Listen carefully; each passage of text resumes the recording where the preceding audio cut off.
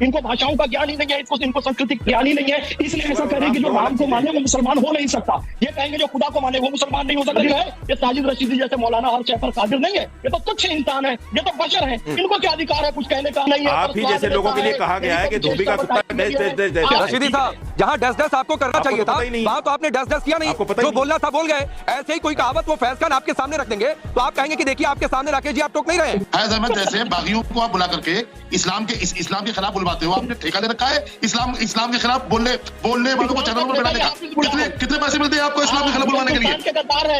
कौन सा मजहबी कानून टूट गया जरा बताइएगा। आप दरअसल खुद बहुत बड़े वो बन जाते हो, प्रवक्ता बन जाते हो, मुस्लिम विरोधी वाला चेहरा आपने दिखा देते हो समाज को।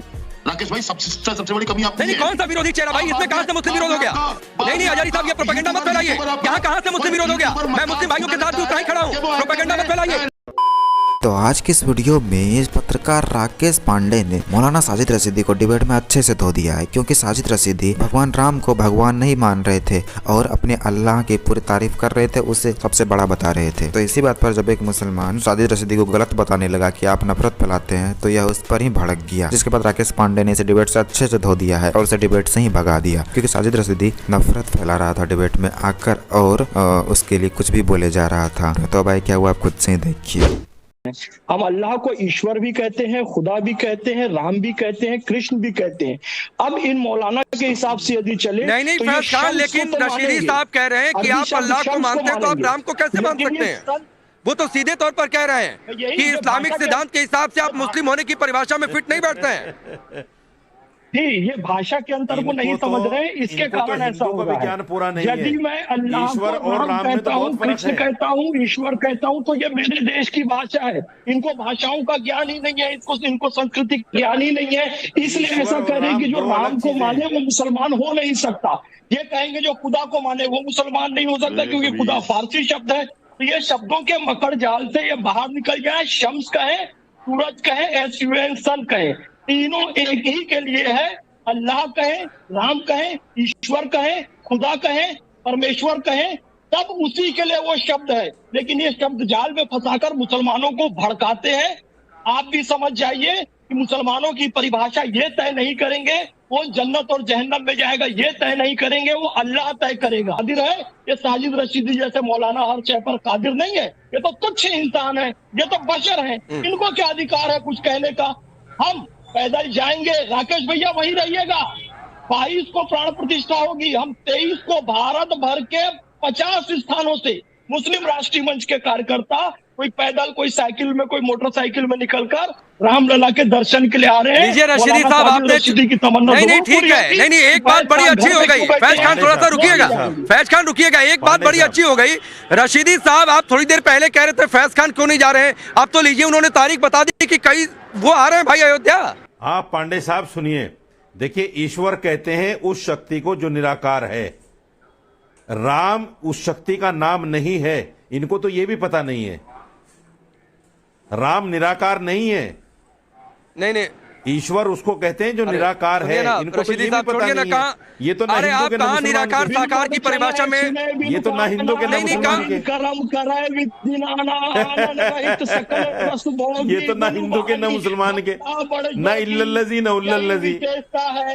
कि उसकी जबान नहीं है पर बोलता है, भाई साहब पर चलता है, इसे आप ही जैसे लोगों के लिए कहा गया है कि धोबी का कुत्ता डैश डैश डैश डैश। आप ब्रह्म में, ईश्वर में, खुदा में यदि आपको बात करना है तो दूसरी स्पिरिचुअल टॉक है, वहाँ पर आइए, फिर हम आपको बताएंगे ईश्वर क्या है, अल्लाह क्या है और ब्रह्म क्या है। रशीदी साहब एक मिनट रुकिए। ईश्वर और राम जहाँ डैश डैश करना चाहिए था वहाँ तो आपने डैश डैश किया नहीं। अरे सुनिए रशीदी साहब प्लीज, जहाँ डैश डैश आपको करना चाहिए था वहाँ तो आपने डैश डैश किया नहीं, जो बोलना था बोल गए। ऐसे ही कोई कहावत वो फैज खान आपके सामने रख देंगे तो आप कहेंगे कि देखिए आपके सामने राकेश जी आप टोक नहीं रहे। तो जो आपने कहा है और जहाँ डैश डैश कहाँ करना चाहिए वो ध्यान दिया करिए थोड़ा सा। आप रख दीजिए ना। चलिए ठीक है, हाफिज नूर अहमद हजारी साहब जी आप रखिए ना। नहीं मैं तो रख ही रहा हूँ, इसलिए टोक दिया। प्राण प्रतिष्ठा का प्रोग्राम हो रहा है, वो हो, सफल हो या ना हो या जैसा भी हो, हमें इससे कोई लेने देना नहीं, नंबर 1। दूसरी बात, नहीं सफल हो ना, एक मिनट रुकिए ना हजारी साहब, सुनिए सर, मैं शुरू में नहीं टोकता। सफल हो नहीं हो ये क्या मतलब है भाई? देर से सुना है नहीं नहीं, हाँ, आगे और दूंगा आपको, अनइंटरप्टेड समय दूंगा, लेकिन सफल हो नहीं हो मतलब क्या कहना क्या चाहते हैं? नहीं नहीं, सफल हो नहीं, उससे क्या मतलब है आपका? फैज अहमद जैसे बागियों को आप बुला करके इस्लाम के खिलाफ बुलवाते हो। आपने ठेका ले रखा है इस्लाम के खिलाफ बोलने वालों को चैनल पर बैठाने का। क्या आप ले आओगे? क्या सारा ठेका न भारत का है? कितने पैसे मिलते हैं आपको इस्लाम के खिलाफ बुलवाने के लिए? हर मजहब का, हर धर्म का अपना कानून है। देश का संविधान देश के मामले में चलता है, लेकिन मजहबी कानून मजहबी मामले में चलेगा, उसे कोई नहीं रोक पाएगा।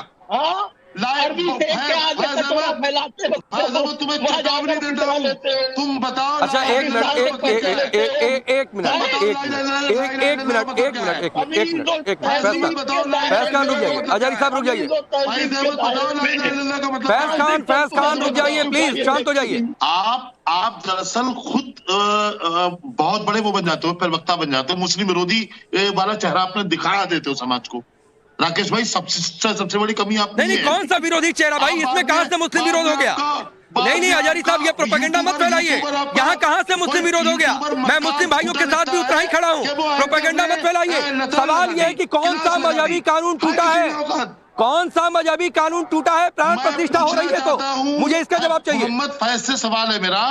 फैज साहब, हमें आप ये बताइए, बहुत पूछिएगा। नहीं आप पूछिएगा, मैं आपको समय दूंगा। पहले मेरे सवाल का जवाब। नहीं हजारी साहब, पहले मेरे सवाल का जवाब। कौन सा मजहबी कानून टूटा है? फिर फैज खान से आप बातचीत करिएगा। पहले मेरे सवाल का जवाब दीजिए आप। कौन सा ला इलाहा इल्लल्लाह का कानून टूट रहा है? फलक, अरे ये कोई फलक, ये कोई पार्टी का कार्यक्रम नहीं है।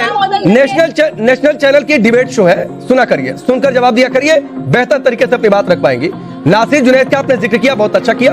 जो हुआ गलत हुआ, उस पर कड़ी कार्रवाई होनी चाहिए। ओवैसी साहब गए, बहुत अच्छा किया, लेकिन वही ओवैसी साहब कन्हैया के घर क्यों नहीं जाते हैं, जिसका सिर तन से जुदा कर दिया गया था? क्योंकि कन्हैया हिंदू था, नासिर जुनैद मुस्लिम थे, इसलिए उनके घर चले गए। आप पहले मालूम करिए, कन्हैया लाल को बोलने वाले, मारने वाले कौन थे? क्या कन्हैया लाल को मारने वालों को हर अरे कोई था मारने वाला? नहीं, मैं मारने वाले पर जा ही नहीं रहा हूँ। आपने उसका कंडेम नहीं किया? फलक सुनिए, अरे उनके घर क्यों नहीं गए?